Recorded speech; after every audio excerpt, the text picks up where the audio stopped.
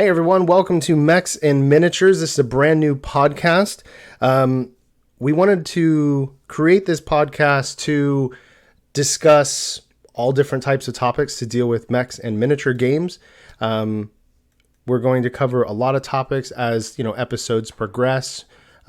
We have both myself and João, who's Polygon Masterworks, and we're obviously going to introduce ourselves here in a second, but our idea later on down the road is to not just do conversations just between the two of us, but is to maybe be able to interview other game creators, game developers, 3D modelers that are out there creating their own content to kind of supplement other games and, other artists, to be able to have a conversation that the community of miniature gamers as a whole can appreciate, learn from, and maybe kind of discuss new trends and new things that are going to be coming out down the road.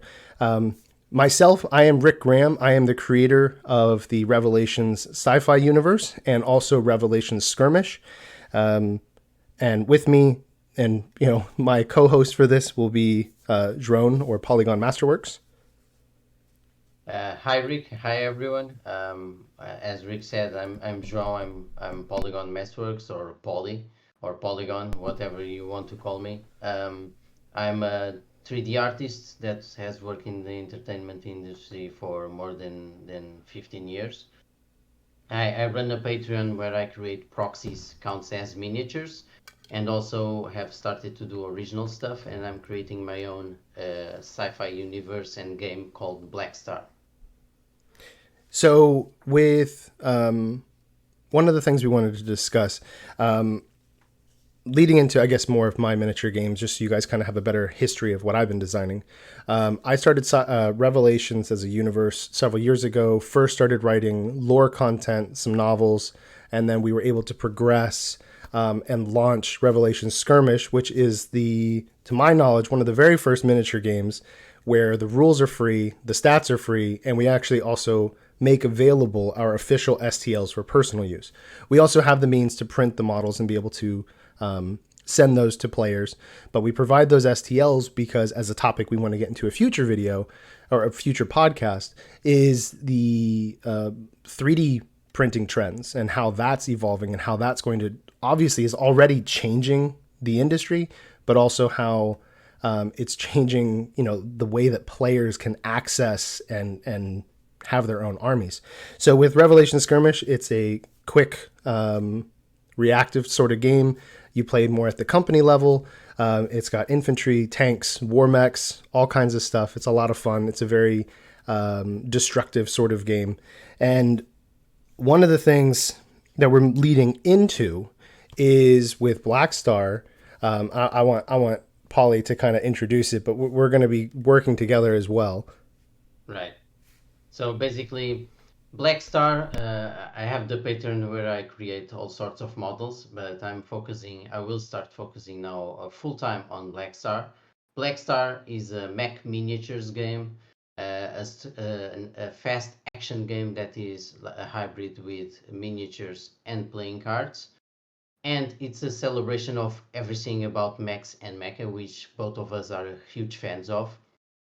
So not only will I be creating, and I have been creating and hiring other artists to create original mechs for the setting, taking a cue from fighting games like Mortal Kombat, I actually thought about creating a featured guest system.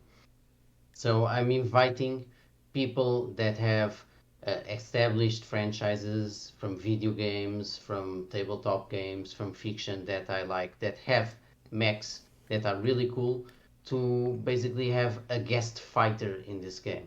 That's where Rick and Revelations have come in, and we can announce today that following on our partnership, the Sierra from the Blood Wolves faction will be a guest fighter in Black Star, the tabletop game. Mm-hmm. Yeah, and I'm looking forward to that. And as we're kind of developing this, it'll be more than just the Sierra 2B variant for the Blood Wolves. It'll also be some of the other configurations. We're hashing all the details out with that, but I'm looking forward to the Sierra being able to be used on a different sort of scale sort of game, because with Revelation Skirmish, you're playing more in the 12 millimeter range. So it's meant to be a larger number, while Black Star will be more solo or fewer models, so they can be larger. So it'll change the sort of dynamic. And to be able to see the Sierra reach a different sort of player group is also, obviously, as a creator, it's my baby, so it's also exciting to kind of share that in a different capacity. Yeah, definitely. I will be posting obviously about this on the Patreon, but I will do a full article on this. But the Black Star is a 15 millimeter, roughly 15 millimeter game. I will be slightly adjusting scales of units, much like X-Wing, the Fantasy Flight game does. But you will be able to have like a bigger Sierra. I will be remodeling the Mech and giving it more detail. It will have customizability to enable both the variants and players to do their own variant. And of course, the Revelations universe will come to life also through the cards, where some Blood Wolves pilots will be available, so people can select to pilot their mech. These pilots will have abilities, and then of course the faction, the Blood Wolves, the mech, and the pilots will have a themed deck of cards that players can customize to their favorite playing style, that will be flavorful to the Revelations universe and what that faction is all about, and the specialties of the Sierra as well. So uh, any mech in Black Star will feel like its own thing, and players can pick and choose whatever they want to use. Yeah, I'm looking forward to it, and it'll be another sort of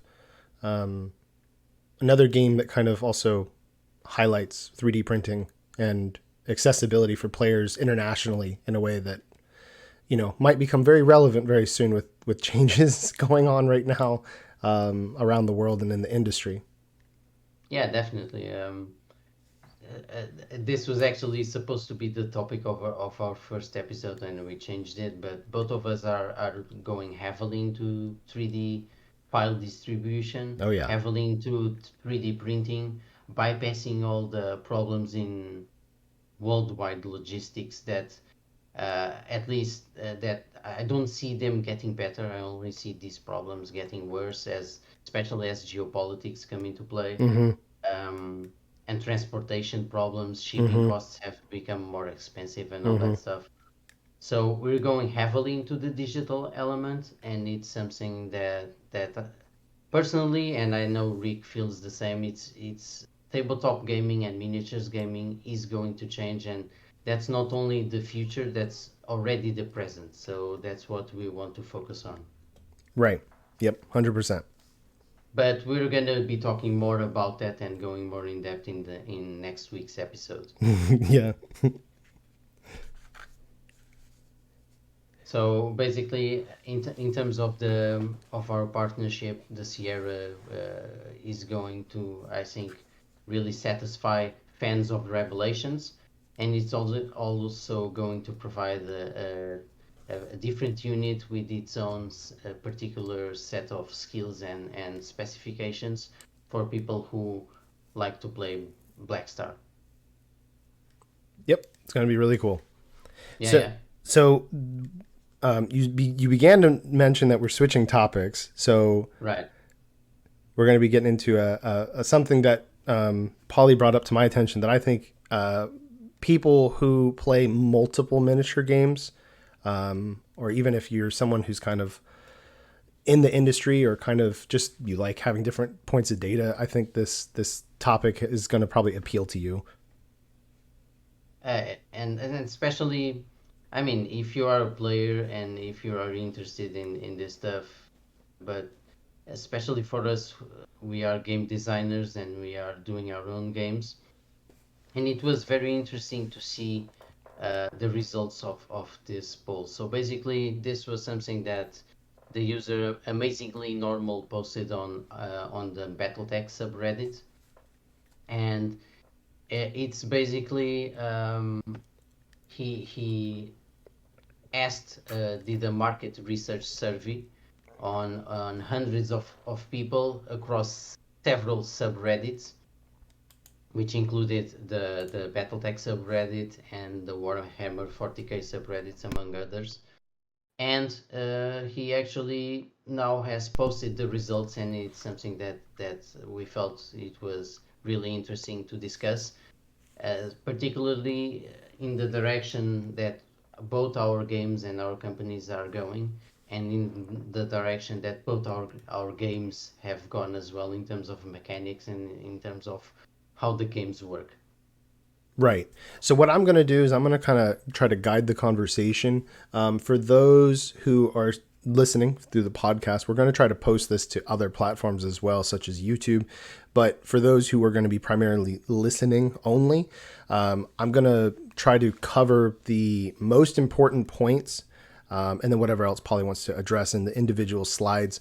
There's quite a bit of information. I know some of us are going to be better at number crunching, and then people like me need to have like the things that are most important, the things that stand out the most, and not go over every single percent per thing. So the very first slide that starts showing data is that there was almost 400 people who responded to this. Primarily, it seems that most of the people who responded were Warhammer 40k players. So keep that in mind, that while the poll was posted and allowed people from all different types of subreddits, which were part of different games, even like Bolt Action, Infinity, Star Wars Legion, there's no way to necessarily gauge if people in those different subreddits were going to be primarily 40k players, or they're going to be Battletech or Star Wars Legion that answered this. Not to mention, additionally, it was pretty much provided only to Reddit. So I didn't see this because I don't spend like almost any time on Reddit. So I wasn't even able to participate in the type of poll. So take this with a grain of salt, that there's going to be useful information, but it's probably going to be skewed to a certain degree of the demographics that participated. So Yeah, yeah. it's not like a super scientific study, but it's still interesting. Yes. And it even if we said, okay, this was primarily 40k players who responded, there's actually some information in the different slides that we're going to discuss that honestly makes me think a little, not, doesn't make me think differently of 40k players, but at least it's maybe different responses than what I thought 40k players Right. would have provided. Right. Be sure to mention that when we get to that part, because there's been some interesting developments in the 40k community as well, and that's probably relevant to these answers. Yeah. So I guess the next slide to kind of move into, it was discussing three terms that best describe you as a player. So this is going to be a multiple choice sort of thing. The top percent, which we can round to 60% of the people who responded, said casual. Now I would probably guess that most people are not they're not looking to be competitive. I myself am the type of player, I enjoy tournament play, but I don't really enjoy the super sweaty sort of tournament play. Like I don't try to build meta lists. Like for example, the game that I play that's not my own is Star Wars Legion primarily. We started at my local game store. We've started a league basically from the very beginning. It runs for, each month we do a new league. It can change scenarios or change dynamics of the game. But we try to do, it's $10 you get in for the entire month. And then we just split the pot at the end, or if we have promos. And so it's not something that's super, super meta. And actually we pride ourselves on, as a store, we will all try different things. Nobody's out there just trying to grind and build the perfect list that they could take to some regional tournament. But I recognize we're not the average store. You'll probably fall into everyone just plays for fun, or everyone plays super grindy. I'm not sure how like Polly, like what is your experience as a gamer? Well, I used to like run campaigns and be into really competitive games, both tabletop and card games, during the 90s and during the early 2000s. And really went heavily in the tournament scene during MechWarrior Dark Age, for example, Okay, yeah. and some Magic the Gathering tournaments as well. These days, I'm really obviously I can't say I'm like a casual guy because I get into all this lore and all the factions and all the minis, and I buy lots of these books. But I don't have the patience, and I don't think it's fun anymore.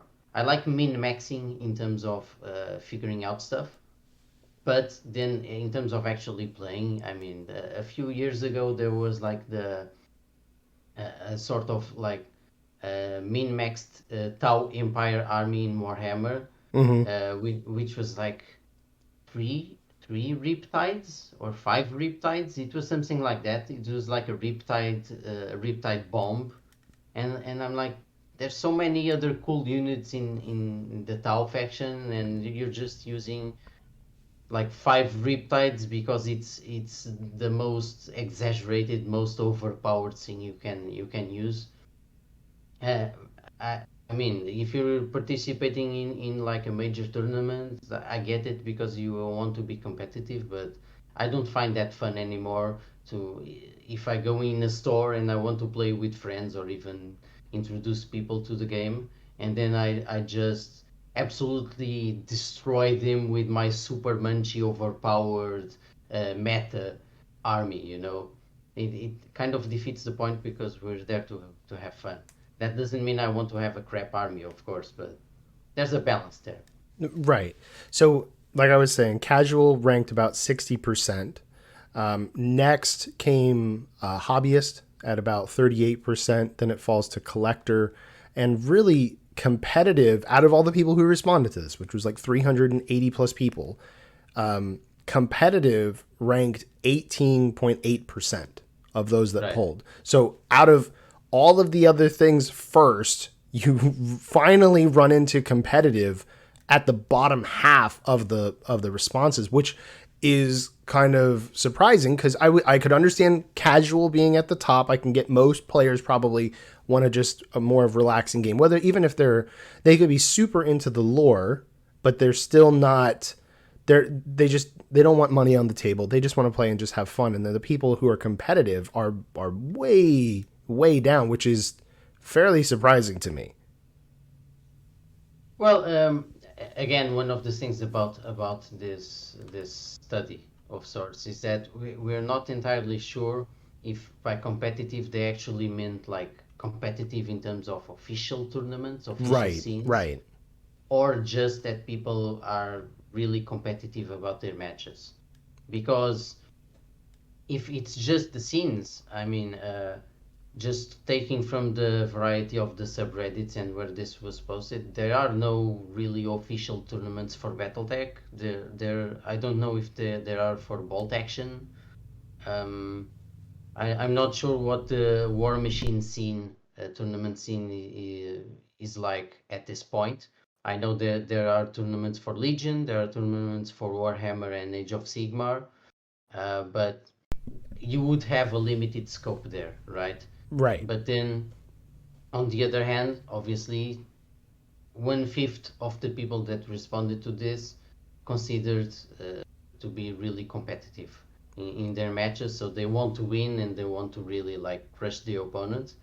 Um, but it's a lower number than what I would have expected, Mm-hmm. and I think it does reflect a bit the biggest tournament scenes, especially 40k, where I get the feeling from watching 40k podcasts and reading the 40k stuff that people are getting very tired and very tired of the meta aspect of and the overpoweredness and the munchiness, and also the fact that the Games Workshop continues to have the problem where some codexes are in print and with updated rules, while others haven't had a codex in like 2 or 3 years, and there are mismatches there.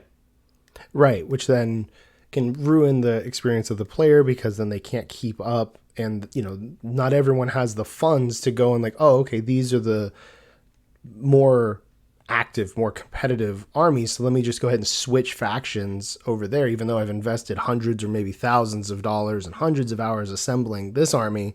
I'm going to switch over because mine's old now. and then eventually Right. the new codex and stuff. So, yeah, I think just the And go ahead. and then what's the reaction? The reaction is going to be if I don't want to actually do that you just described, I'm just gonna, play with my friends.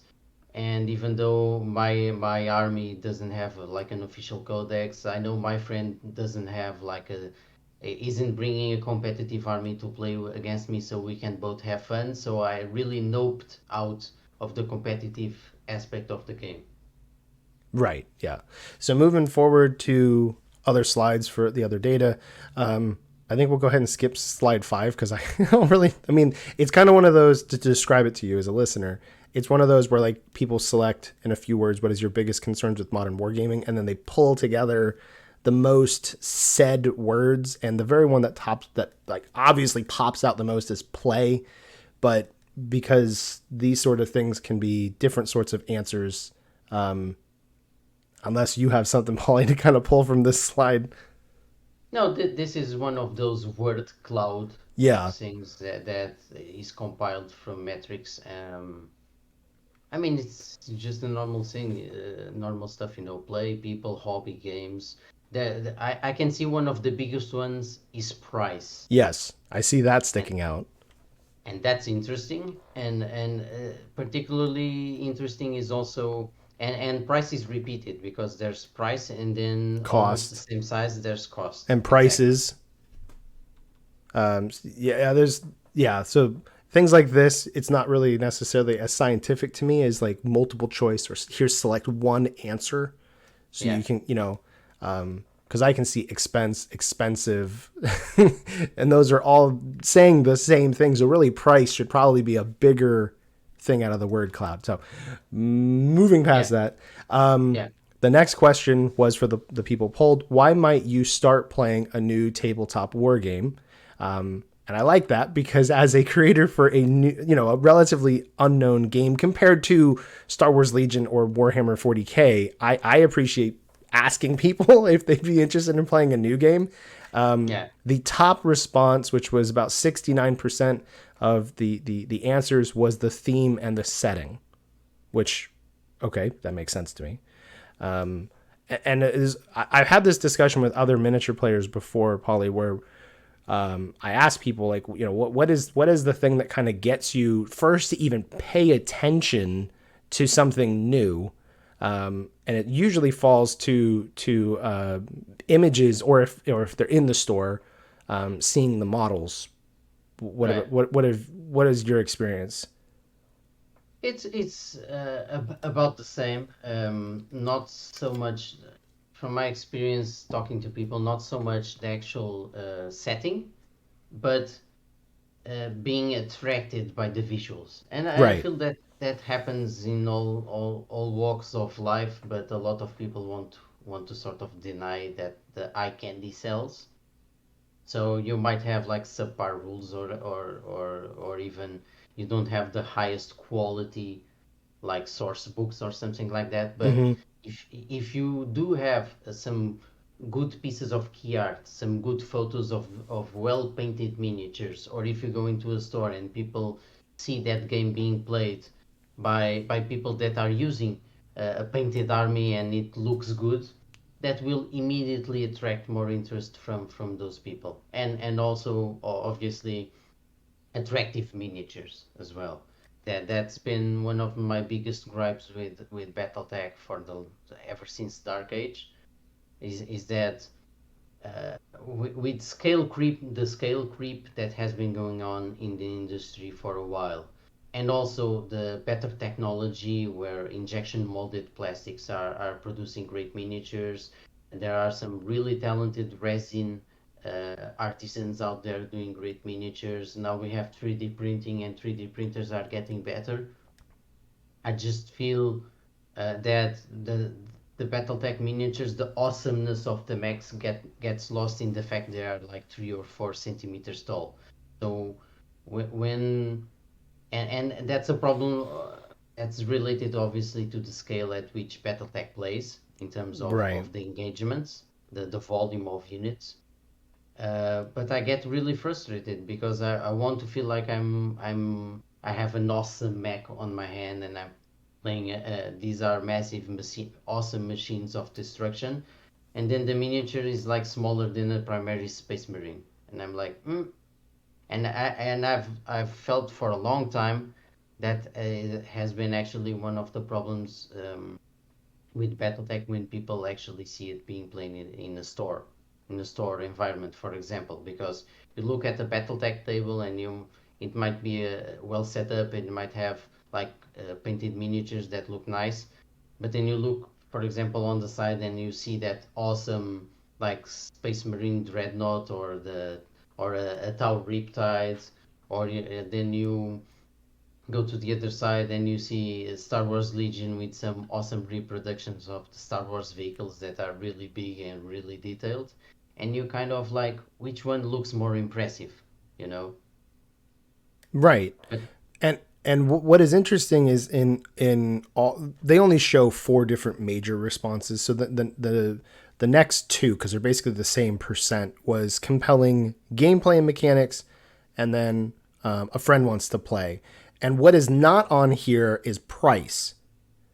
So which is right, weird because we just saw the word cloud, and the word cloud had price, cost, expense all over the place. And I know later in the poll it addresses the price of the game, but for whatever reason, the thing that gets people kind of why might you want to start playing a new game, price is not listed here, and it's more visuals, or it's going to be or they think it will be fun rather than their wallet.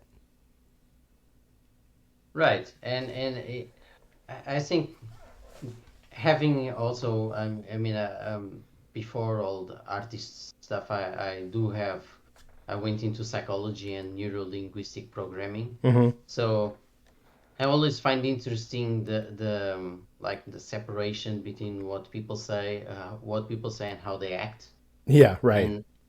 and the variety of answers you get on the same subject depending on how you ask the question.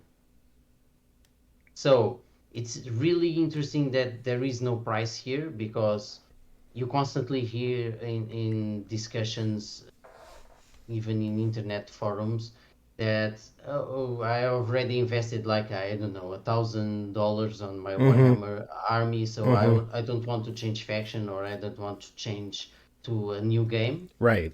But that's what people say. From what I see them acting as is that if they are really interested in something, it doesn't really matter the price because it piqued their interest so much that they are going to get into it, even if they have limited funds. And that's also one of those things that I see reflected in life. Like you might be having financial difficulties, or you might think that um, I don't know that particular console or that particular device isn't worth it, but you're gonna make the financial sacrifice to buy an iPhone, for example, and you see that a lot, you know, because people interpret the value of the objects in a different way, independent of pricing. Right. So And it's very subjective. yeah, that's it. So if you really pique people's interest, they are ready to cover whatever that price is. I mean that's why certain brands, again like Apple, can sell you overpriced stuff. That's very true. That's another subject. Right. So moving on, the next slide addresses that there's 2 different topics. So about 44% of players polled considered gameplay mechanics to be the most important element of a war game, while about 56% said that collectability is the least important. So first, it was as far as on the scale, most important being mechanics, which is again interesting because setting ranked so high just a second ago. Yeah. Price again not here, but then collectability was something that the majority of people, over half, were like, I'm not super concerned about collectability, because I know there are players out there who, if they're playing an army, they want to get one of everything at least. Right. And then you have other people that are like, I just want to play what I think looks fun, or I want to play whatever's the most, not, I don't want to say competitive, but they don't want to buy a unit. Cause I mean, there's a lot of games in my experience. I've been playing miniature games for 20 years now, and I've played a number of different miniature games, quite a few. And there have been several miniature games like Mech Warrior Dark Age, for example, that had models that for certain factions were basically useless. There was no reason to take that model at the point cost that it was versus another one that was in the same faction. It was whether or not you owned them, and a big part of Mech Warrior Dark Age was collectability, but Right. and a lot of stuff with Whiz Kids at the time was that way. But you some units were just garbage, so collecting them The really wasn't any purpose other than you wanted collecting to. and playing, they just applied the business model of collectible card games to miniatures. That's what they Right, did. exactly. And yeah, this has all been psychologically studied. You know, if you only have good units, people won't feel they are as good. So Which is weird, right? yeah, so not only do you want to, obviously to have filler, which isn't the case with 40k because it's not a blind booster business model, right? Hmm. But but you do want to have units that aren't as awesome so that others feel more awesome. Right, Even if even if the consequence of that is that people will think obviously the other ones are crap and they don't even buy them. But just the fact that they exist and they know those units suck automatically makes other units more attractive. right, And in this case obviously other products because that's what we are getting at, products. right. Um, so That then, actually is that sorry to no, interrupt no, go you. ahead. That's actually something interesting because I haven't really planned on having any crap Black Star units. My plan is to have each mech be awesome, so it's gonna be interesting to see if people will be like, they're all sort of the same, or if they actually can understand uh, that each mech is actually worth it. Of course, that also depends if I succeed in making them feel both unique and useful, and each one of them having their own flavor to attract people. Right. And with Revelation Skirmish, I purposefully try to make every unit feel useful in the right application. So even I designed the game to be a combined arms game, as I mentioned at the beginning of the episode, but I didn't design it so that the mechs were the heroes. I designed it so that infantry can be very lethal, tanks can be extremely lethal, and mechs are just obviously the eye candy of the table. But they each has a different sort of role in their category, and then the factions have their own sort of flavors. And that way, I didn't. What I don't like as a player is where the game creep comes in, and where I bought this unit a year ago or 2 years ago, and now it was really good then, or it was decent then, and now as more models for my faction have come out, I've clearly seen that my beginning stuff was trash.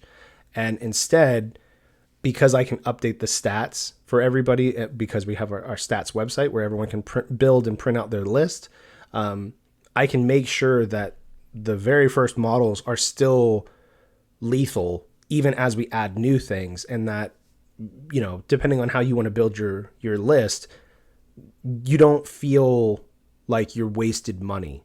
And at Right. the same time, each new item feels useful in a new application, so that it's just a different philosophy compared to other older miniature games of aging out things to encourage someone to buy the new stuff. I have more of the philosophy that if a player feels that their stuff is still useful, it kind of builds more of a trust from them to buy more from me, rather than I'm going to keep outdating stuff and bringing in new so that they keep buying the next new thing. But instead, they enjoy my setting and my game so much that they want to continue to support it. That they don't say, well, I bought a list 2 years ago and it's still just as useful, so I'm just not going to buy anything new. We all kind of know, probably as miniature gamers, most of us sort of have the ooh, that's new shiny thing, I got to get it kind of feeling. So I think that's kind of already in us. So there's no point in kind of sabotaging the players to encourage future purchases for Yeah, myself. and you know how it is. Certain gaming companies. I'm not gonna say they don't care about their games because that's something that is too easy to say. But certain gaming companies have shareholders, and those shareholders like money. Very true. And you don't have shareholders, right, Rick? Not yet, no. So there's your answer. There's your answer. All right, so next slide. Rank how much the following weighs in your consideration to regularly play a specific war game. And this is more of a bar graph. So the two that they have here is affordable cost, and then the separate graph was lore and theme. And in both of them, this is one of those things where one being, super important and seven being least. Both of them were the second option was chosen. So most of the people who answered in this one said affordable cost was very important, but wasn't most important. And lore and theme, while first and second were close, the whatever the option was that they chose was very important, but not most important. And once again, you can see like the difference between what people say and what people actually do. Because if we went with the absolute truth of what people say on the internet and some discussions like physically, then Games Workshop wouldn't be like worth hundreds of millions or billions or whatever they are worth, because people always complain Warhammer is too expensive and Yep. armies are Yep. insanely expensive and I Yep. need to sell a kidney to buy an army. Yep. But then what you see is that Games Workshop sells lots of miniatures. So people, obviously pricing and cost is a concern, but if you actually want something enough, you will pay the price for it. And then other stuff like, if the lore and the theme and the setting really interests you, that will override whatever the cost is. Yeah, to a certain extent, yeah. Obviously, if you're like $500 a model, people will be like, "Oh, that's crazy." But more than likely, you're right. The setting will probably, or I think what is missing here, and I think a lot of people probably don't recognize, is that one of the biggest strengths of Warhammer 40K is that you can find players almost anywhere you go, especially Right. in a city development. Lots of other miniature games that are less known, people say, well, I don't know anybody else to play with, so why would I get into that game? And that's a very good argument. You need somebody else, and not everyone has their core group of friends that they can just be like, hey guys, I want to play this new game. Who wants to? And then you got three friends that immediately jump in with you. So now you've got a group of four. With a group of four, you can play anything really. But a lot of the people who don't have that or want to get into a game that their friends aren't interested in now have to go hunt for players. And Warhammer pretty much makes it like super easy to find at least someone to roll dice with. And you'll see that Warhammer and the Games Workshop, the Games Workshop stuff, really hits a lot of points that people conveniently either ignore or they undervalue, because the miniatures are so cool that the hobbyist aspect, the people that don't play and just buy minis to paint or to assemble, is very important. And we saw in one of the earlier slides that nearly 38% of people were into the hobbyist aspect. And both with the increases in technology and obviously the pandemic in these last 2 years, the percentage of people that have become interested in games that they can play solo or they can play at home has increased. And that was also nearly 27% of people identified as home players. Yes. And you've seen an increase, particularly in Kickstarters, in crowdfunding of these games, where they are board games that include miniatures and cards, but they are actually have a solo play mode or a co-op play mode that you can play at home with anyone. and that's really interesting, and actually changed the market somewhat. Yeah. And I mean, I even created for Revelation Skirmish, I call it the automated system. And you can play solo, you can play Revelation Skirmish solo, or you can team up with friends and fight a basically an AI player. So that Right. way, because I know players who were part of my beta testing group who loved Revelation Skirmish, but they themselves didn't like the competitive aspect of playing against another player, and they really enjoyed hanging out with everyone, but they didn't enjoy the negative or the competitive side of playing against another person. Just it wasn't for them. And other people were like, "What are you talking about?" But like that didn't appeal to them. But being able Right. to Right. team up with a friend or several friends to fight, an AI player was way more fun for them. And that's different kind of conversation, but still, like that Yeah. is Yeah. irrelevant of how people get into something or where their interest kind of kicks in. And Kickstarter does a very good job, obviously, of lots of other creators exploring different ways to play sort of this genre of gaming. And I think it's undervalued, how 3D printing has affected this. Yeah, with 3D printers at home, or you can just order a 3D printed miniature as long as you have the file, for Mm-hmm. example. Mm-hmm. Um, that hobby aspect increases. That solo play, that less social, more at home aspect is becoming more and more easy to do. So that is definitely a shift that we are seeing in the industry, that I don't know if many people actually realize that. I mean, basically, that could be a topic into itself, and just how people Yeah. are with the lockdowns, with other things that have encouraged us to stay away from people when miniature gaming was basically had to be a social event. And now we're kind of, a lot of people have gone back and forth depending on where they live in the world. And has that changed for them, that if they're a miniature gamer, are they more focused on the hobby side now? Or they may not even have made a acknowledgement that they're not as interested on the social side anymore, but they still love miniature gaming. So they still might buy things, but they're not playing as much, and how that Yeah. changes in them. I think that's basically it. I think a lot of people, it's not conscious. They're not aware of it, but they are less social due to, again, several different things that we would take us an entire Right. Yeah. podcast to talk about.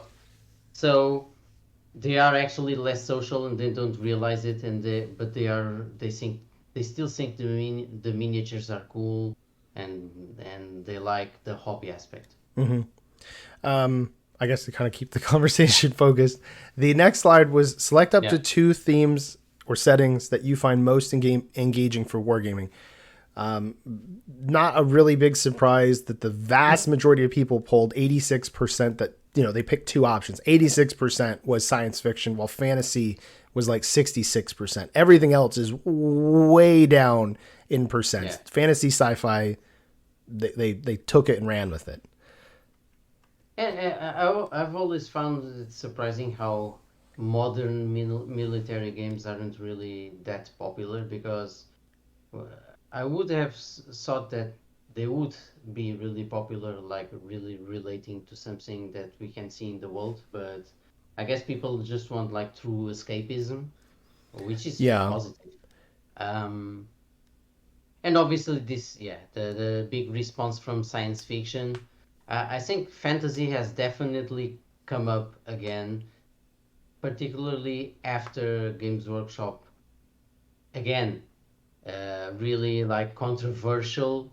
The controversy that they scrapped all the old, the Warhammer Old World stuff, and they relaunched it with the Sigmar branding and the new game. Mm-hmm. But again, people complain about that all the time on the internet, and yet Sigmar Yeah, sells it's much selling much crazy. much much more. Yeah, sells much more than the Old World ever did.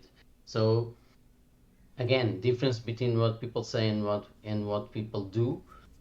They have been vocal enough that Games Workshop is actually returning, and they're going to launch another separate thing called Warhammer: The Old World that isn't Sigmar, but is using that old world. I'm not entirely into it, but yeah, science fiction, fantasy.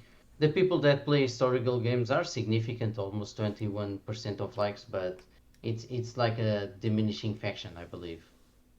Right. I mean, it's going to vary a lot for individuals. I think sci-fi is probably Yeah, not a big shock that it's, I mean, basically everyone who's ever played a miniature game has probably looked into or played Warhammer 40K at one point, yeah. or you are a current player. So, you know, And 40K has that relevance that it's both sci-fi and fantasy at the same time. right. Yeah. So they kind of itch both, or scratch both itches. Yeah. Yeah. A bit like Shadowrun, which isn't a miniatures game basically, but a bit like Shadowrun, if you know that, is basically a mixture of sci-fi and fantasy as well. It uses all the cyberpunk stuff from the Blade Runners and the Matrixes of the world, and then also has all the Lord of the Rings elves, orcs, and all that sort of stuff, and magic and shamans and all that. Next slide was talking about, according to you, rank the importance of when a player should feel they are making their most strategic and tactful decision. We can't. There's 6 different things, so you can't get into everything on this slide. But there's a lot of good information Yeah. here. But the thing that when you're just looking at the different bar graphs, the thing that stands out the most when people are trying to, again, are feeling that they're at their most strategic and tactful decisions is during the player's active turn. Obviously, when I'm the person playing, I'm the most strategic and tactful. But then deployment did fairly well as the opponent's active turn did okay. I probably, in my experience, most other players, I don't want to say most. There's a lot of players I've played with that you can kind of tell they're not really engaging while I'm moving. They're not really maybe kind of figuring out a counter. And then you'll notice other players that are maybe a little more competitive minded that are sitting there and analyzing the board as you're moving and trying to figure out, okay, he's going here, so now I want to swing around on the flank. It varies from player to player, but what kind of That stands that out for you? that's kind of an interesting thing in itself because for Black Star, I was putting a heavy. I have what I've called like the fluid action system, and I've been decreasing the boundaries between what is your active turn and what is the opponent's active turn. Because if people know the mechanics of overwatching, Overwatch is basically you have saved enough points from your turn to actually do a preemptive shot or a preemptive defensive attack, if that makes sense, during the opponent's turn. Several games have Overwatching, and I was sort of letting players have the full freedom to basically they aren't really saving Overwatch. Like if you have points left over from your turn, you can pretty much also be playing and reacting in the opponent's turn as long as you have points. Right. But that does bring the interesting topic of considering these results. Why aren't the obviously during the opponent's turn you are not active, right? In You're most games, you're right. right. But then there's all sorts of stuff here. Like, are you just a casual player and you're not really concerned with what the opponent does and you're just playing for fun? That's one thing. If you're a player like you described, that you're really analyzing the tactical moves of your opponent and you're coming up with counter strategies and all that, that's another type of player. There's also the people that I found aren't really into confrontation, if that makes sense. In terms of the social aspect, in terms of life. So I found some people are more on the shy side, and they don't really want to confront the opponent or really get into the opponent's face during his turn. So they tend to be more passive during their turn. Right.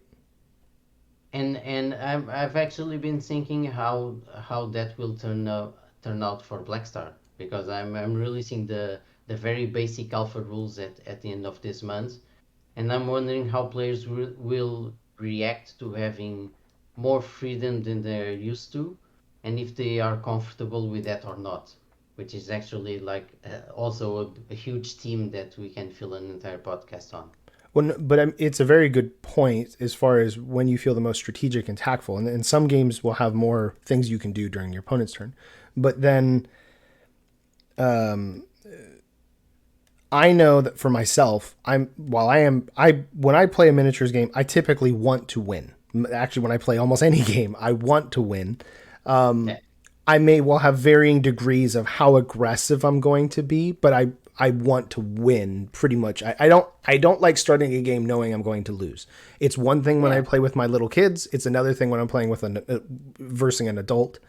But I mean, I know that when I'm if I'm playing with a player I don't know or I know has a temper, I will my demeanor will alter and I will right. either be more chatty or less chatty or but I know being able to interrupt someone, it's kind of like for example, a game like Munchkin. You can literally disrupt right in the middle of a player doing something that's going to win them the game and you're like, "Nope." And Yep. it can be incredibly frustrating because it can be such a brutal game depending on how what the other cards your other opponents have to betray people basically, even if you have like a in-game alliance and then you can just betray them at the right time and you're just it tempers can flare pretty easily. Yeah, man. I have some memories of Munchkin and people absolutely screwing me over, like all ganging up on me when, and me doing the same thing to other players, like in that moment, yeah, I know, I'm sure I'm gonna win. Nope, no, you're not. Right. And when you're playing with strangers, though, I think it will be very interesting for you to have the data later on how Blackstar does with Yeah, more than likely beta testers are going to know each other or alpha testers. But yeah, as more and more people get into the mix, it'll be interesting to kind of see because like with Revelation Skirmish, it's I call it a reactive game because I activate a unit, do everything I want to do with it, and you go with one unit, and we go back and forth until all units have been activated in that round. So you're not watching me move everybody and shoot with everything, and then you go and do all of that yourself. It goes back and forth. So yeah. there isn't I haven't felt the need to add a disruptive action as much because you're going back and forth. So if you're not paying attention, you're going to miss me moving my Sierra into position to try to blast your tank. But because the turns are going to go much quicker, and then that data on that slide may vary a lot because if you're playing Warhammer 40K, you you might put more into army list building like some people did as opposed to deployment. I don't know. Like there may be certain things that you're more after, and this is going to vary greatly because most of the people who answered said that their primary thing was, or one of the things to describe themselves was casual. So they're not Yeah. playing as cutthroat as a regional tournament group of players will be. I think you said something that is natural, right? I don't think um, being competitive and just liking to win aren't exactly the same thing for me. So, and that's Yeah. what I was getting at, like before when we were discussing that other slide. So yeah, I don't like to go into a game like knowing I'm gonna lose. I mean, occasionally I've pulled my punches. I'm trying to Well, yeah. obviously teach new Oh, players the yeah. That's game, yeah. or Right.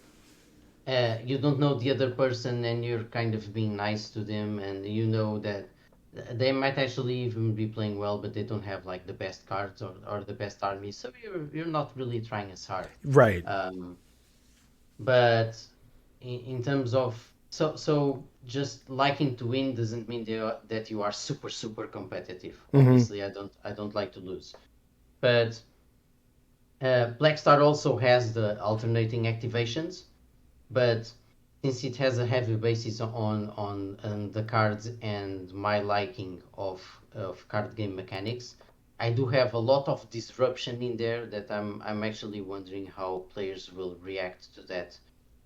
Particularly in a more competitive environment. I don't want people starting to throw bottles at each other Oh, you know. because you're constantly interrupting their carefully programmed strategic moves, you know. Right. Yeah, right. But there's going to be a heavy reactive element to the game that I haven't really seen a lot of games have. Well, yeah. No, I'm personally looking forward to trying it as well. I know I'm going to be incredibly biased, but I am I am looking forward to it. So next slide is discussing how Yeah. much luck should be present in a war game, and it's basically just a ordinary bell curve. Right in the Yeah. center is 50-50, and then you have absolutely no luck and nothing but luck on the sides, and like nobody voted for those.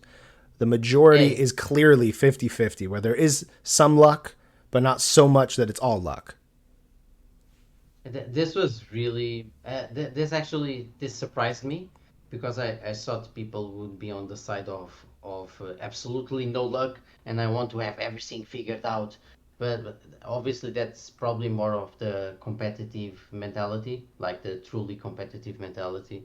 I think it's healthy. You know, these games, like it or not, despite all your army building, doing the army lists and selecting the cool units and tactical awareness and moving correctly and knowing your timings and knowing the rules, there will always be an element of luck with the dice rolling and some card abilities that interact with other card abilities or stuff like that. So I'm actually surprised and pleasantly surprised that people actually embrace some of the luck aspect to these games.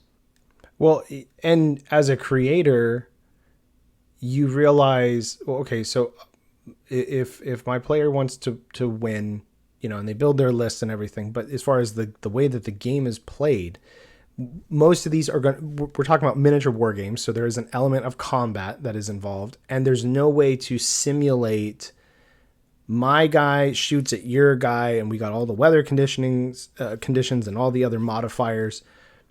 What is the likelihood that this guy is going to hit this other enemy? And then you got skills, you've got ranges, you've got a lot of factors to put in, and a lot of this usually gets lumped together into game mechanics of modifiers and then just dice, and then the dice results. Yeah. And there's not really another easier way to handle that, I think, as a developer, because you're limited on how do you quantify the skill of this space marine shooting at this Necron warrior, and you can say what their upbringing should be, but the individual, like, you get into so deep into the weeds so fast that it's easier to just be like, dice resolves this issue. And whenever you're using dice or you're using a deck system, there's going to be luck and randomness that you can't possibly plan for no matter what you do. And that's just the way that we've kind of, as an industry, have understood and just accepted. This is how you play these games. If we did things where it was 100% this guy will hit in these situations, I think the rule books would have to be so much thicker, because you'd have to have all these different scenarios that would decide, okay, as long as the Space Marine is at this elevation shooting at a Necron at this elevation, and there's this many pieces of terrain, you'll hit 100% of the time in these conditions. And then it gets crazy. So you have to have dice.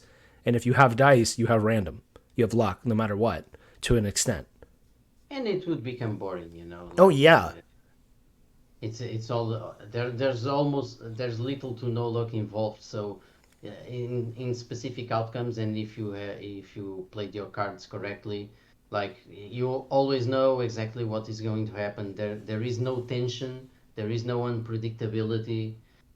So definitely an element of luck is actually one of the crucial aspects of a lot of these games, particularly card games. Um, and managing the amount of luck that is involved in game mechanics and overall game design is actually an art unto itself, Mm-hmm. and can mean the difference between a game that is rewarding for players and a game that is frustrating for players. Right. And I think the way to mitigate the damage, or I guess the punishment for the person who was on the receiving end of that good luck for the attacker, is damage values, modifiers, the maybe a mechanic where you have an armor or a save value, energy shields. You have other ways to sort of give you the impression that your guy isn't just getting blasted and he's just dead. That there's things that you can sort of do or plan for to have kind of counters. You can have medics on the field or repair drones or whatever element that your game has, to sort of give players other things to do to respond to the bad luck, in their case, of taking damage, other than just, well, you lost. I feel that's one of the reasons why the whole wounding thing in Warhammer actually exists, you know, because yeah, you're rolling to hit, yeah, now you hit, but then you have to roll if you actually wound the figure or not, and many times you hit but you didn't wound them, so Right. effectively the hit didn't mean anything, and it's sort of a safe roll, and that's a way to like give there's still unpredictability, but you're giving the players the tools to deal with it, sort of. Right. Next slide was discussing how long should a full-size competitive game ideally last. The majority of people selected 2 hours, which was Yeah. just under 45% of the people polled. There is a sharp decline to 2.5 hours, and then it drops pretty quick if you're going past that. But there's a nice ramp up from basically 30 minutes to an hour to hour and a half to 2 hours. Like you can see this nice building mountain. So I think most people probably assume a miniature game is going to take the 2 hours. This was not accounting for list building or model assembly or just setting up the board. That obviously can vary greatly by each individual type of game and how much terrain you own. But 2 hours is probably the benchmark that everyone wants. We all know it can go past that. Yeah. And we don't want a game that goes 30 minutes because that means someone lost real hard. And it's probably it probably becomes frustrating for people. I mean, I've played a lot of card games. Again, it's one of the things that I really enjoyed for most of my life. Mm-hmm. So card games are traditionally faster, right? We're not playing a game for 2.5 hours. But if we're playing the game 2.5 hours, which is common, we're actually playing several matches. But in terms of miniature wargaming, this actually made me rethink and change some aspects in Black Star, because Black Star was actually, since the main focus is like it's a mech tournament, so it's the main focus was duels, and duels means a lot of times 1v1 or 2v2, which wouldn't be matches that take a long time, you know. So initially Black Star was actually focusing on that 30 minutes to an hour range, and this has actually made me consider that people actually want slightly longer experience around the 2 hour mark to in order to feel more satisfied with the playing experience. Yeah, and I think it's just going to vary to a lot of people. I know there are a lot of players who are like, look, I don't have the time anymore to play miniature games Yeah. because it takes, so long. But I think sometimes people lose perspective of how much time it takes. It varies greatly on objective focused games or if you're just trying to just kill them all. And it, Oh it, yeah. it changes a lot. And it also is going to, the more models on the table can more than likely extend the amount of time. So if you're playing a squad based game or a gladiator style game where it's just one on one, that game should go much shorter than someone who's playing battalion or more. You should understand that if you're playing 36 or 50 models per side, now not squads, but like individual units, the game's going to take longer. There's no way around that, just from sheer time of moving and activating. You've extended the game time. Yeah, and people obviously need to be reasonable, but and then you go into the stuff like I think this is part of the reason why Alpha Strike, the alternative rules for BattleTech, has some trouble here. Because if you use too few units, the game is actually over quite fast. Because the rules and the max statistics are so simplified. Mm-hmm.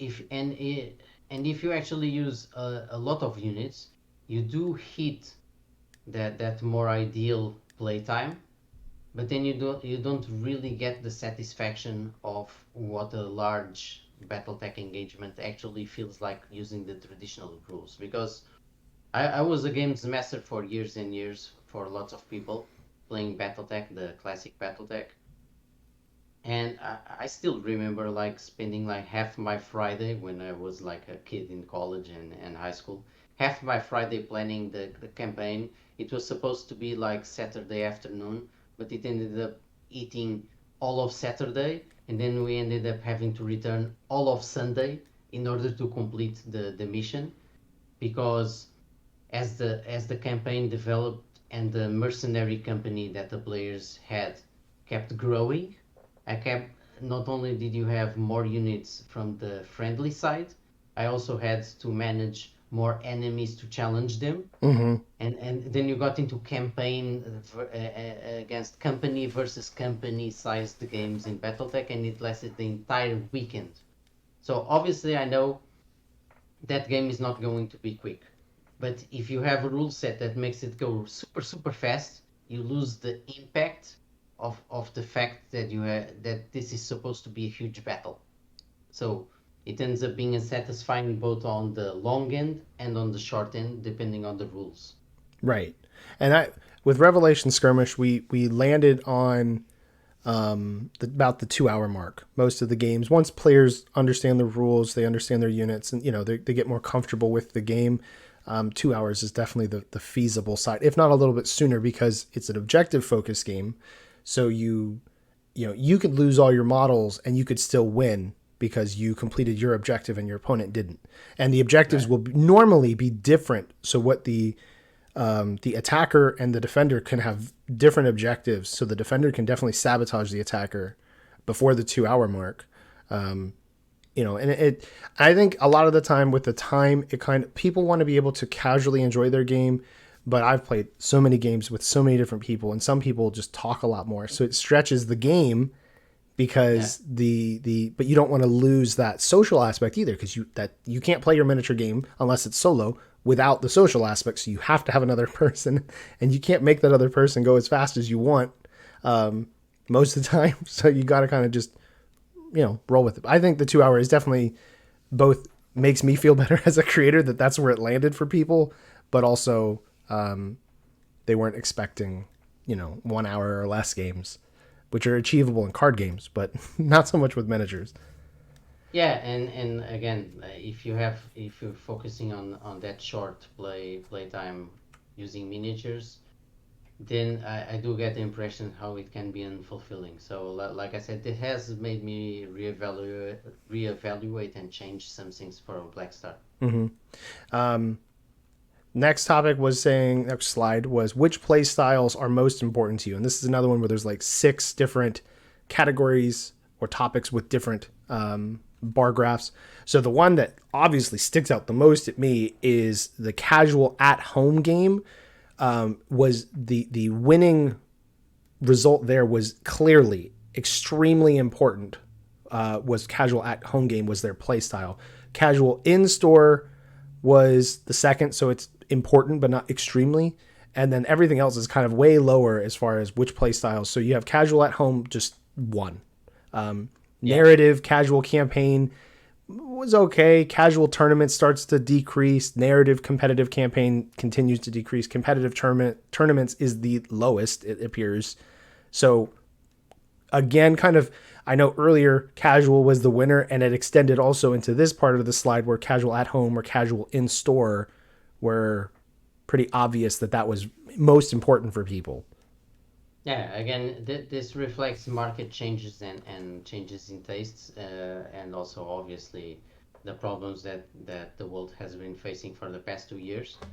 The rise in obviously like solo or co-op at home board games that are now in demand, and you have lots of variety to choose from with lots of quality as well, so you can get a perfectly satisfying playing experience at home. And then obviously people are less into the competitive stuff and more into the I'm just here to have some fun and socialize a little bit. So the casual in store makes sense. Everything else is kind of becoming less important. Right. Which I will have to kind of assess how does that work with Revelation Skirmish. I think basically all games can be casual, but how do you convey that? I don't know how doable that is other than group to group, but it's something worth kind of exploring in a whole. I think that could probably be another topic just to itself is how do you encourage the facilitation of casual gaming? Yeah, and what is for the miniatures game for these kinds of tabletop war games, Mm-hmm. what exactly is being casual? Right. Is it dumbed down rules? Simple but not dumbed down is exactly what is it, right? Is it a faster play style? Is it fewer units? And I think the whole few units aspect is something to consider, considering how popular some of the specialist games at Games Workshop have become, particularly Kill Team. And Kill Team differs from 40k in that it has less units Mm-hmm. and it has alternating activations. It implies a lower barrier of entry, a lower cost. It has less sort of, even though it has several books, the main game system is kind of simple to play. It's accessible, and I think that's part of the success that Kill Team had, and part of the counter reaction that Kill Team has had in the past like 1 or 2 years is that Games Workshop started to introduce more and more and more stuff to it, so it became less casual and less accessible. Right. Which is it'll be interesting to kind of see in the next few years what sort of games continue to stand out. And if there even is a clear trend, because it probably depends. I know Crisis Protocol is doing better and better, and that's a game I have not played Crisis Protocol yet, but I know that that is a game that is growing in popularity, but it's less models on the table, like a Kill Team sort of game. Yeah, Infinity is also, I mean, Infinity, depending on different parts of the world that you're in, Infinity can be huge, or your group could be much larger, but another game actually, that's I different size. I've never met anyone that played Infinity in an actual store. It's kind of strange, and I know the company Corvus Belli is actually right next to me in Spain, I think. Um, the stores here have some of them have a lot of Infinity product, but I've never seen anyone actually play it. I'm guessing people are buying it for the hobby aspect and then playing at home. I think it just depends on the type of store, because I know one store in my area was playing it. I had actually met a player from Star Wars Legion that used to play super competitive in Infinity, and it sounds like one of those type of games that's probably way more competitive or encourages that. So maybe it's not as popular because Right. it's not as casual, and that might be something that we kind of can't really perceive so much from our experiences in the store, because if we don't see players, we can't possibly learn about it or learn what attracts them. You know. Right, right. Next slide is another one of those word clouds. I'm just going to skip that for time's sake. I actually want to Do comment you have something something there? on Because I didn't. yeah, because the biggest words or the words that stand out the most are obviously tactical, but then the biggest one, dice, and make something, opponent, and good game and moments. These are the biggest words. So here you have reflected dice, making something, moments, basically the unpredictability factor, True. creating a memorable gaming moments for people. Okay. Uh, Contributing as well. People obviously want to have like a good game and good fun, and then the whole tactical aspect where people want to feel like they are making good tactical decisions, and this all correlates positively with some of the other slides we saw. I agree. Yeah.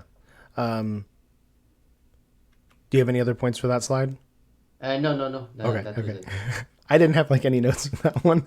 Right, right. Next was, what movement system do you prefer for your war games? This was a Yeah, bit surprising to me because playing Star Wars Legion, I'm used to now using templates. right. Before that, MechWarrior Dark Age, you're always using measuring tape.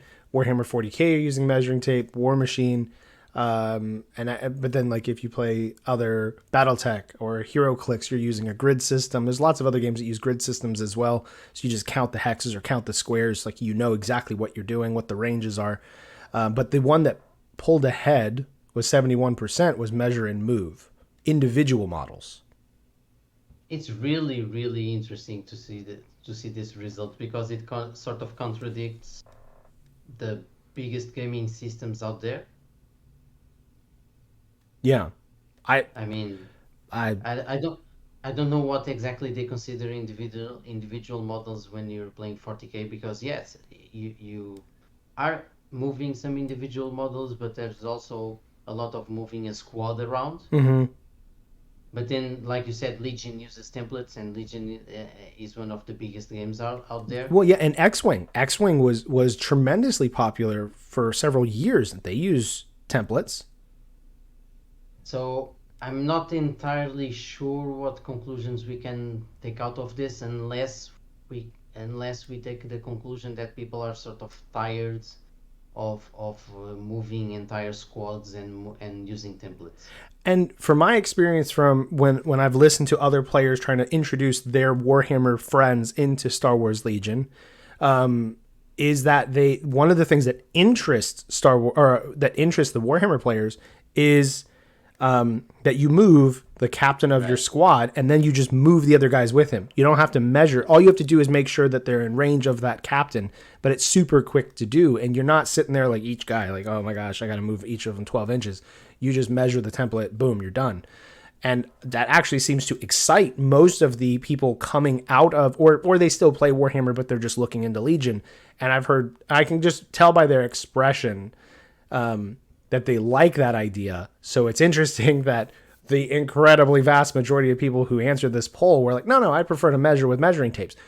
I will say a lot of people, while they can appreciate the templates, they also don't really like the templates because they feel like that may be something else they have to buy or keep Yeah. track of, or if it gets broken, like in Star Wars Legion, as much as I love the game, I think they're definitely taking advantage of people with their measurement tool pack. If you don't get it in the starter in the US, it's $14.99. Actually, has it gone up? It was $14.99 to get just the measurement tools. So and they're made out of plastic, so they can break. And you have to buy a whole new set to replace one broken piece. So as opposed to just measuring tape, well, that breaks. Well, I go to Home Depot, I go to a hardware store, I go to Amazon, I can get another measuring tape real quick.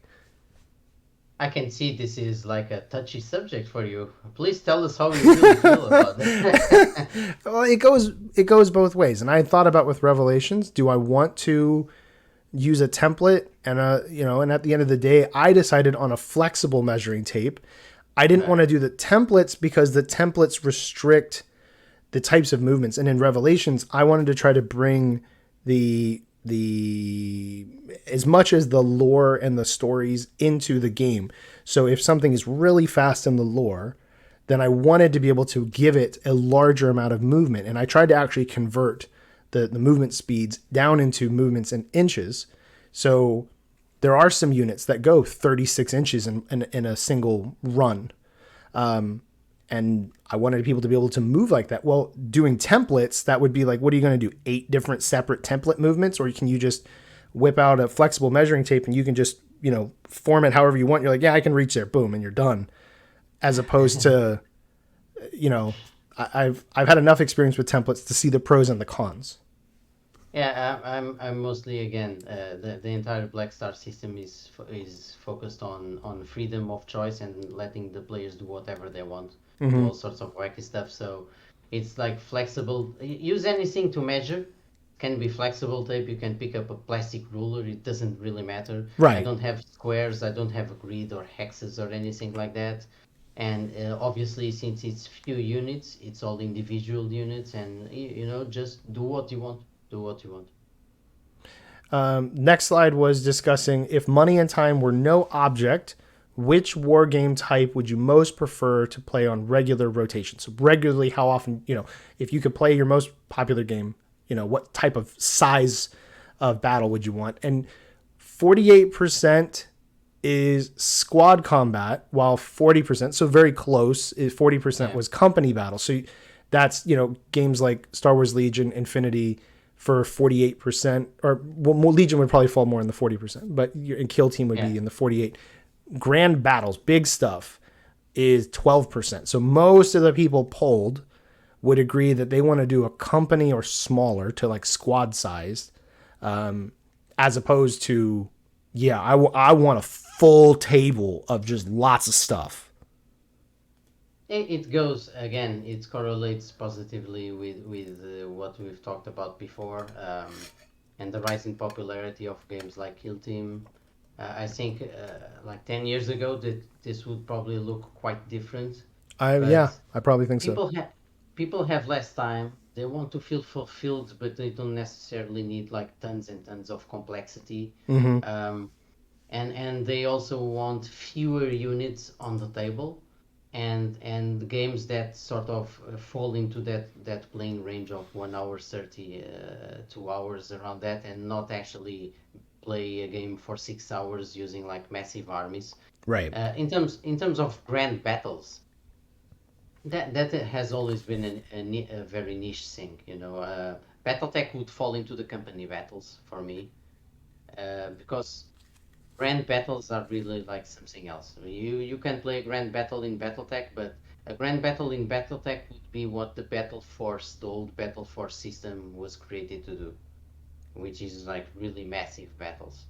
Right. So I do see like this again. This is all positive for me in terms of the game decisions and game mechanics I have chosen for Black Star, and I hope to see that obviously reflected in the satisfaction that players have playing the game. Right. And I think while this question is saying if money and time were no objects, so if you had all the money in the world and all the time in the world, granted, it's difficult for a lot of people to answer that maybe as objectively as they can, because we all recognize the restrictions that we have. Grand battle still wasn't the thing that even came close to being competitive. So I think that's something as creators to keep in mind, and it'll be interesting information to kind of continue to see. I think that's personally been the market trend.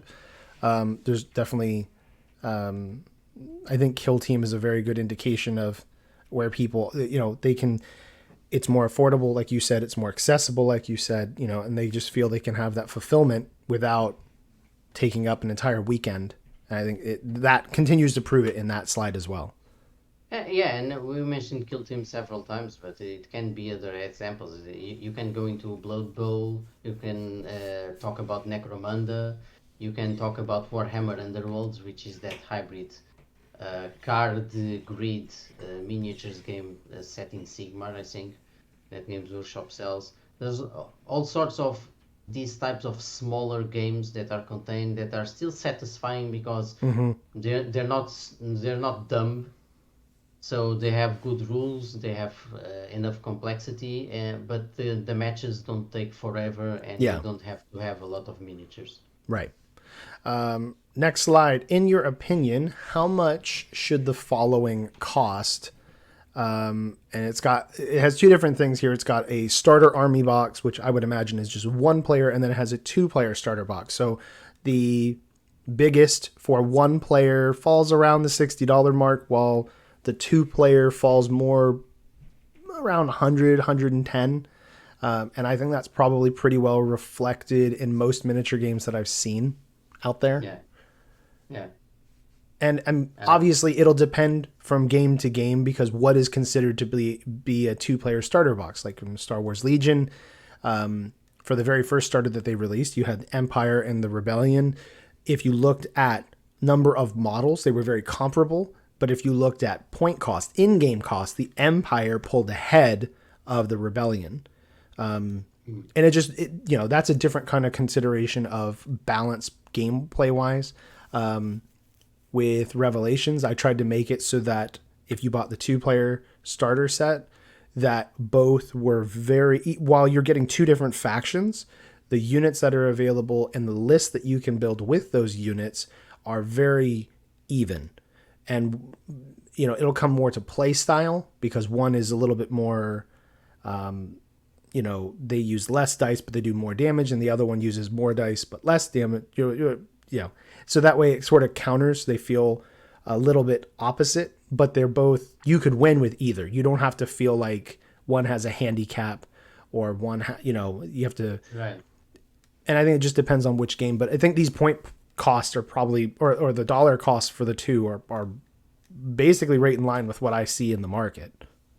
Yeah, yeah, it's basically what is reflected in market prices in third-party stores, right? If you buy directly from the manufacturer, it's more expensive, but all those retail stores, they usually slash prices like 15-20%, and then it ends up falling on these prices. Yeah. And what will be interesting is, as we sort of mentioned a little bit, and as we're recording this, there's no way to know how inflation and such is going to touch the gaming industry. While this is a luxury items that we're talking about, it's not necessities. It will be interesting to kind of see, as things evolve, are we going to see more squad based games because of the offset of price, Right. or will it not really affect this industry, or will 3D printing kind of, and that's a different topic, but it'll be interesting to see how cost and what is considered to be a starter force or a starter box, whatever they use their vernacular, how that will change in the coming months and years of the industry. And it also depends. Depends if your game is like a big army game like 40K, or a small skirmish game like Kill Team. So a starter box. I actually have one of two of the Kill Team boxes, and I mean it. Particularly if you're playing with just like the base rules, that starter box is basically the entire thing that you need. You don't. I could actually not buy anything else. So it's not just a starter, it's the entire thing, almost like a board game. Right. And yeah, but then like with Kill Team, depending on which sort of set you buy, you could be Right. dropping $200 to get a starter, and that does include some terrain and a paper mat.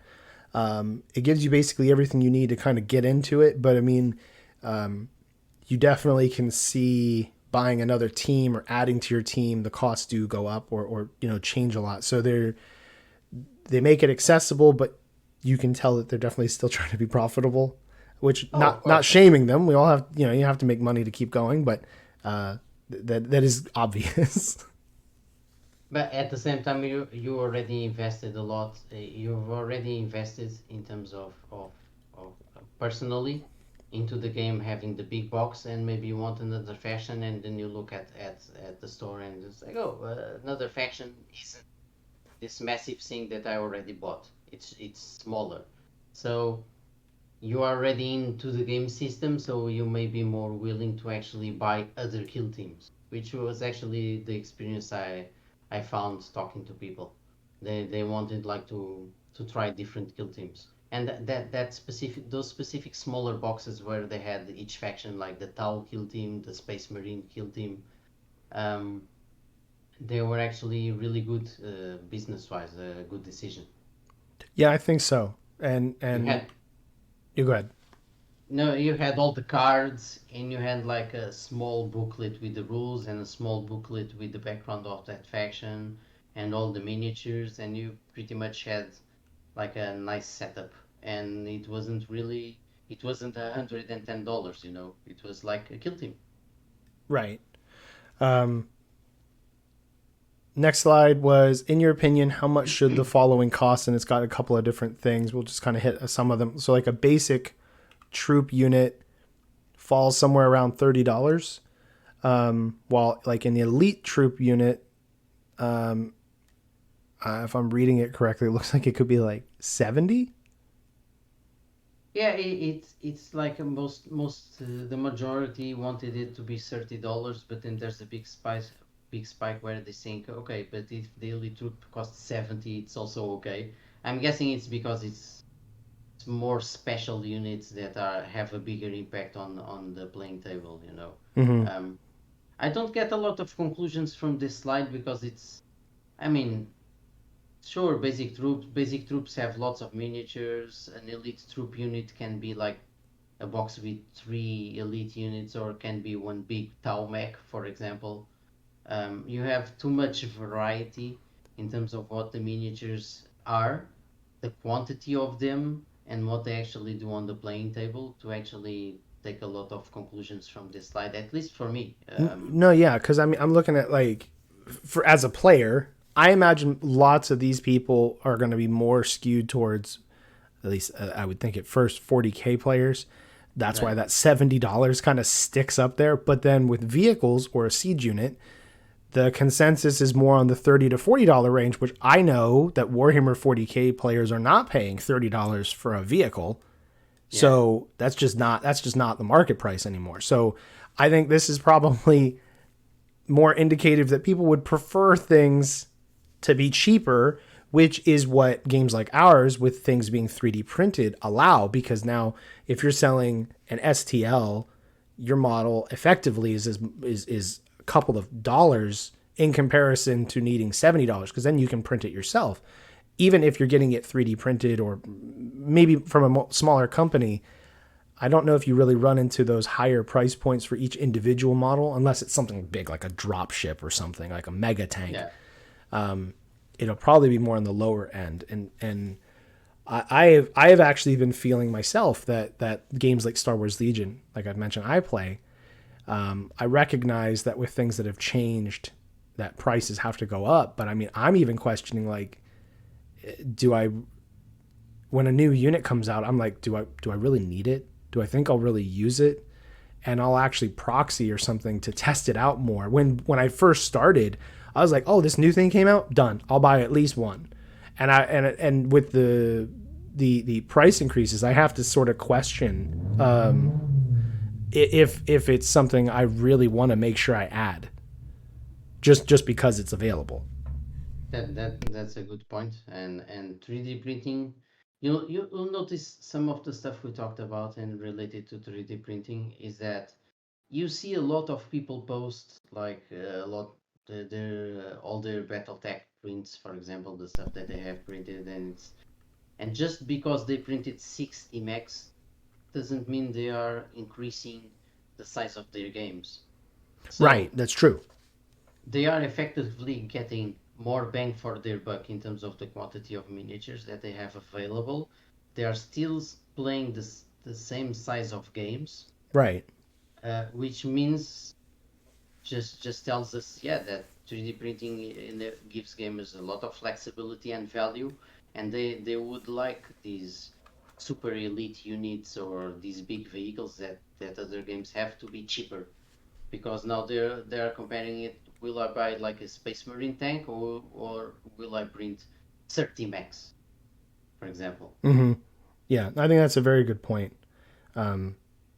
The accessibility of having more things, but it doesn't change at the end of the day how many you're actually taking to the table, and it changes maybe people's, and 3D printing is changing a lot. Now, not to get sidetracked, but I mean, it's changing a lot in terms of how people view units. I think, because if you're like, well, I can take, for let's say a couple dollars, I can buy the official STLs and I can print everything, but at the end of the day, do I need everything?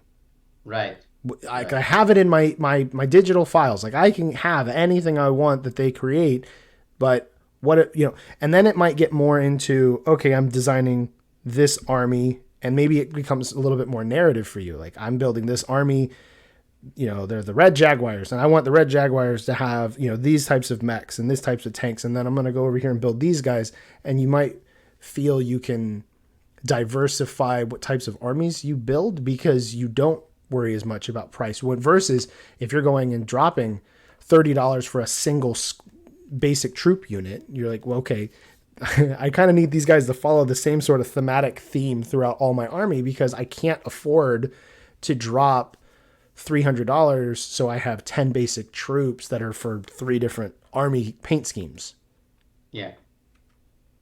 And then the last slide here that's relevant is how much should the final price tag of a complete and competitive army cost?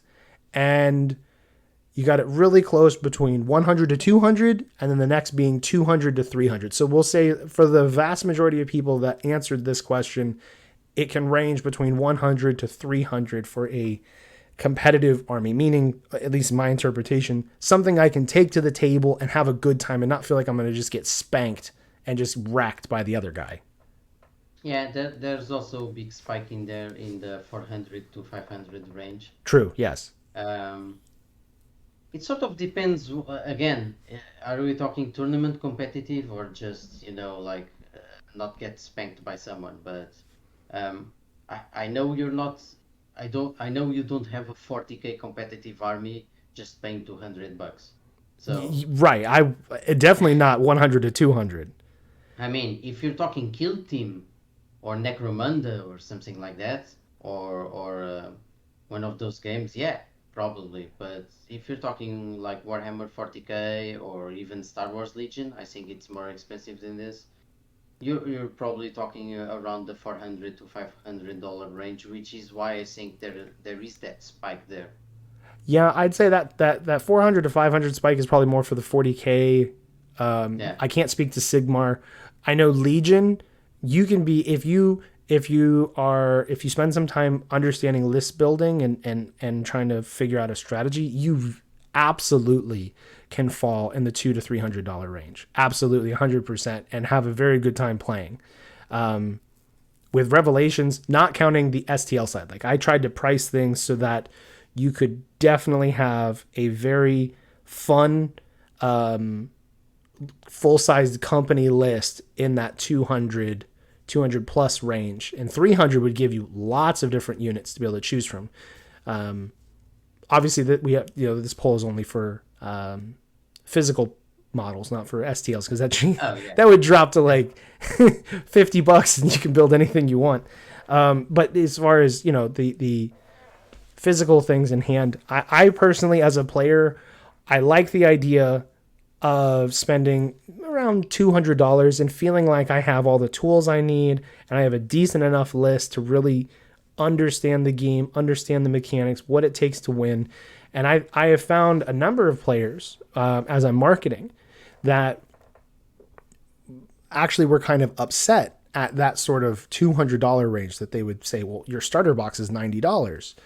But we saw earlier that a lot of people polled said that $100 was completely reasonable for a 2-player box set. So I don't know if some of the players that I've run into marketing are, because when you look at games like BattleTech, the price point to get in, people will say, well, you can just use a salt shaker and it can be any mech you want it to be. It's hard to argue, against that sort of reasoning, because it's like, well, if you want to play with a bottle cap and a salt shaker, I can't really convince you that spending $15 to buy a WarMech is reasonable, because you're going to use household items as your game pieces. That this has always been something I discuss with a lot of people over the years, and I always fall on the other camp. But again, there's a difference between what people say and what people actually do. So I don't really think it's that expensive to spend $200 to have like a full army. Mm-hmm. I mean, it's really not that much, but there's a lot of different factors here, like the place of the world where you live and what's your social economic status and all that. Very So true.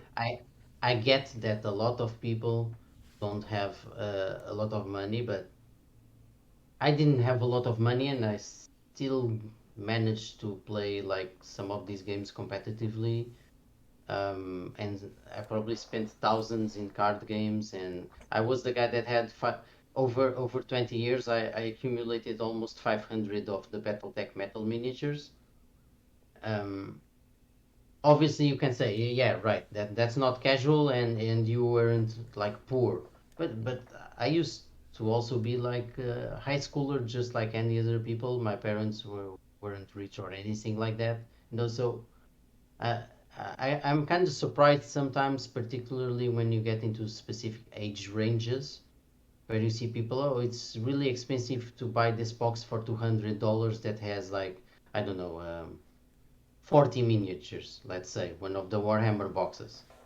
But they are perfectly fine with spending like $200 on a nice dinner with their date and getting some bottles of wine and going on a date or something like that.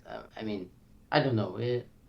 I guess it depends on a lot of different factors. I think you get a lot of miniatures from $200 if you play your cards right, basically. Yeah, I agree with that, and I think this entire conversation fits into the box that we all understand that this is a luxury item. This is not something you don't have to be wealthy to play miniature games. I'm certainly not, but you can, if you don't just buy everything because it looks cool, but you try to like kind of investigate. Do I think this will fit into my playstyle? Do I think that this unit will reward or fulfill what I need it to for my list? You can be very tactful with your purchases, and you can keep it within $300 for most games. I think you should understand on the up. I don't think it's hidden that games like 40K or Sigmar are going to be more on the premium side of prices compared to games like BattleTech, Revelation, Skirmish, and other smaller. I think maybe Infinity might fall into that because you don't need as large of a list. Kill Team can kind of go either way. It depends on if you know someone already with the rulebook. Otherwise, the rulebook is $50 just by itself. Yeah. So, there's different games, Star Wars Legion, Revelation, Skirmish, Infinity. These games all have the rules available for free in digital format. So there's certain barriers to getting into the game that you don't need. If the game doesn't have templates, that's one less purchase. If it doesn't have special types of dice like Star Wars Legion or X-Wing, again, I can just use generic D6s from most other games and I can play, So it varies a lot. And I think that we should probably, pay attention to that as we're getting into a game. What is the real full cost to get in? And some companies, maybe not the companies, but some groups may not really make it clear. Like I try to do that with Star Wars Legion, and I would recommend any new player getting into that game, you should probably buy 2 starter kits right off the bat if you're getting into it, because the you get all the tools, you get the dice, you get things that you're going to need anyway, and you can build your list a little bit cheaper than you would if you bought everything individually. So it just varies from game to game. And I think if you feel you have to drop, because there's a little bit of a spike here also for $700 to $800 for a complete and competitive army. Like I won't even touch a game. If you're going to tell me it's going to cost $700+ to enjoy the game, I'm immediately out. I'm not. That was my issue with playing things like Airsoft. I didn't have hundreds of dollars to spend just on the rifle, not counting the gear and everything else. And like, I can't play this hobby. I think at a certain point people kind of put a bigger emphasis on stuff that shouldn't be there at a certain point, because Airsoft is obviously different, right? You have a huge investment up front. Mm-hmm, right. But if someone is saying, oh, I don't want to get into 40K because I don't want to spend $800, no one is saying that you need to spend $800. That's the difference. Right. You can just buy stuff over time. But people get stuck on the thing that like, oh, I only want to get into 40K if I have an awesome army. How much does an awesome army cost? $800. So I'm not going to get into 40K. But that's them limiting themselves. It's limiting beliefs. Right. Like, obviously, I understand that you want to have an awesome army. I mean, I would like the gas to be $1 or something like that. It's not a perfect world. Right. And yeah. So at a certain point, these price discussions get into a lot of subjective stuff, and you see people complaining a lot, but Legion is still a successful game, and Games Workshop still sells tons and tons of miniatures, right? Lots of stuff. And constantly complain about the prices, and yet they want it enough to go pay the prices. So I see it as a bit like just have awesome product and present it in a clear way and make people want it. If they want it, they will pay the price for it. And obviously this is all in reasonable terms. Obviously, I'm not Yeah. saying that you should spend $1,000 on a Space Marine captain. I'm just talking in reasonable terms. Yeah, right. If people really want it, they will really pay it, even if they complain while they are forking out the cash. I agree. And I think that a lot of people, I don't know if they run into that initial sticker shock, or they're like, well, I already play 3 other games. I don't have another $400 to get into this one. It's like, well, I mean, if you're already playing 3 games, do you really have the time to play a fourth game? That I've had Yes, people because I've been pretty evangelistic and trying to get people to play Legion in my local right. store. And I mean, I would have people that be like, well, I've already spent all this money on 40K. I'm like, okay, thinking like, but if you want to play Legion, this is what it costs to get in. I can't change that you already spent $5,000 on multiple 40K armies. Like, that doesn't mean anything to me. I'm trying to get people to play this game with me. Right, right. And then as a creator, being the same thing. Like, I understand you spent all this money on other stuff, but like, I I, I have cost points. I can't just make the game, you know, $30. You get a whole company. Like, I'm losing money. At a certain point, you need to bring things within reason and also to have some perspective. So, like we've both said, these things are sort of like they are a luxury, right? So, if this may sound harsh to some people, I've been broke. I know how it is, but if you're struggling to buy food, why are you complaining about Warhammer 40K prices on the internet? It's like it doesn't make sense to me. Yeah, I've been the type of person. I've sold things on eBay. I've recycled games in order to fund the next game that I got into. So I've tried to be very Yeah, creative of how I can find money to get into something that I want. So I that kind of plays into what type of game I'm willing to get into. If I feel that the game is like getting into a game that is entirely dead, there's nobody that plays it anymore. Maybe my friend group will play, but I know getting out of that game will be near impossible. I don't want to spend $400 to get into that game because it doesn't really make sense. As cool as it may be, but I know I probably fall into a different demographic, and there are people who will play MechWarrior Dark Age still. Or yeah. that game's long since dead. It doesn't change the fun of the game. It just And they changes, player base and resale prices. and they might even still be buying miniatures. I mean, until like 4 or 5 years ago, I still bought occasional MechWarrior Dark Age miniatures from eBay and stuff like that. Um, the Shadowrun card game has been dead for like 21 years or something like that, and sometimes when I happen upon like some unopened boosters or unopened displays on eBay, I still buy I still buy that stuff because I know it's hard to come across, even though I barely play it anymore. But I've always loved the game, and I'm still missing some cards. Um, but again, it depends. These are luxury things. Do you have the disposable income or not? Obviously, this is entertainment as well. It's competing with like a Steam game that you can buy for $10 at the Steam sale. Right. Um, so everything needs to be put into perspective. You don't want to really fleece your fans and your customers. You want to treat Right. them respectfully, which is, I think, more the problem that Games Workshop has, and not exactly the prices. People have a negative impression of Games Workshop, so they complain about the prices. But they are clearly still willing to pay those prices. So the problem is a problem of perception of the actual brand and not actually the prices. At least it's been looking like that for me. Yeah. All the videos are complaining about Games Workshop, and they might complain about rule this, rule that, and the codex that still isn't out, but people are still paying for it. Of course, 40k now is in a bit of an uproar with Games Workshop trying to change their whole business model, but again, that would feel like a 3-hour podcast in itself. Right. I'd say that was the end of the poll. I'd say the thing that kind of stuck out the most to me was the time and the 2-hour time, and most people who answered wanting to play in a more casual format. Obviously, people are still going to want to win. Most people aren't going to want to jump in and be like, yeah, I'm just here to lose.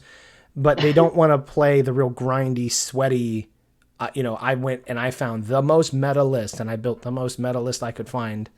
And I think those two things stood out to me as being very positive.